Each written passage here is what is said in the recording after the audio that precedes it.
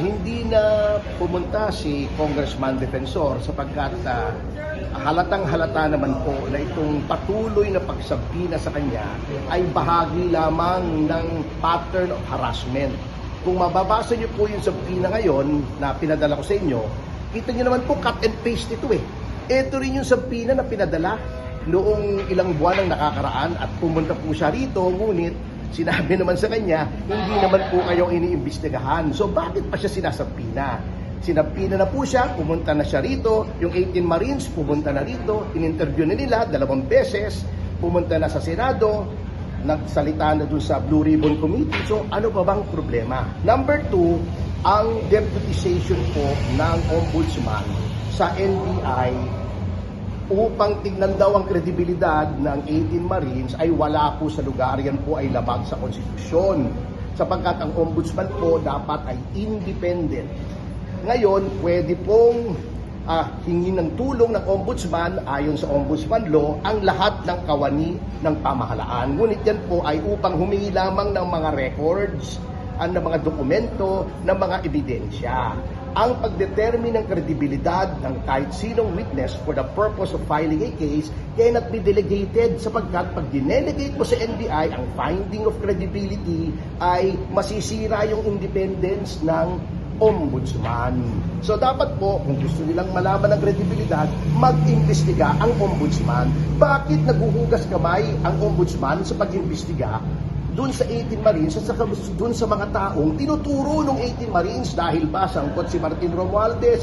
Dahil ba sangkot ang Pangulo? So halatang-halata po kayo Ginoong Boying Remulla, na naguhugas kamay kayo na wala naman sa lugar at hindi batay sa konstitusyon.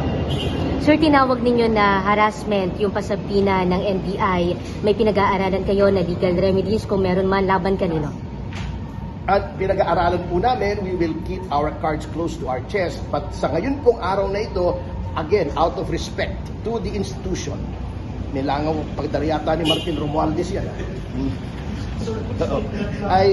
Teka, tapusin ko lang Sa araw pong ito, kaya narito po ako, ay out of respect again to the institution sapagkat ginagalang ko po ang National Bureau of Investigation bilang isang institusyon na napakaganda po ng reputasyon bilang premier law enforcement and investigative body ng ating bansa. Bagamat wala po tayong paggalang, paprangkahin ko na doon sa namumuno ngayon sa NBI na halatang-halata din po natin na puppet ng Malacanang na ang papel lamang niya ay manggulo sa investigasyon. So pagkat nakikita nyo naman po, lahat ay ginagawa. Alam nyo ba na bukas may bagong mga testigong 14 na darating sa Senado. Ngunit ang ginawa nila, kuno-kuno, chuchu-chuchu, meron daw threat sa Senado. Pinapalockdown ng NBI ang Senado para hindi lang makapasok.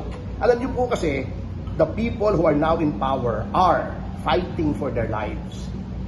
Kasi alam nila ang mangyayari pagka lumabas itong flood control scandal kung sinong mastermind. Pero hindi po kami matitinag sapagkat we are not fighting for ourselves. We are fighting for the future of the Filipino people and our country. Mas malakas na motibasyon po yan kesa sa pangsariling interes. Yung 14 na yun.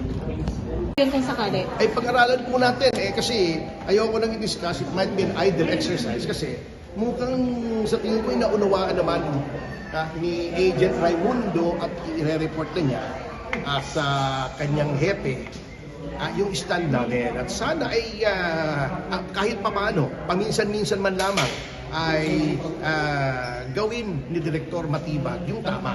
Kasi may kasabihan na tayo, di ba? Even a broken clock is right twice a day.